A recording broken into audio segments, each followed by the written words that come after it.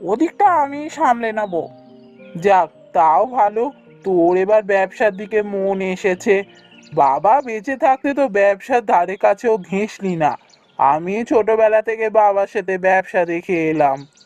তা তুই তো কিছুই জানিস না, তোকে তো সব বোঝাতে হবে নাকি?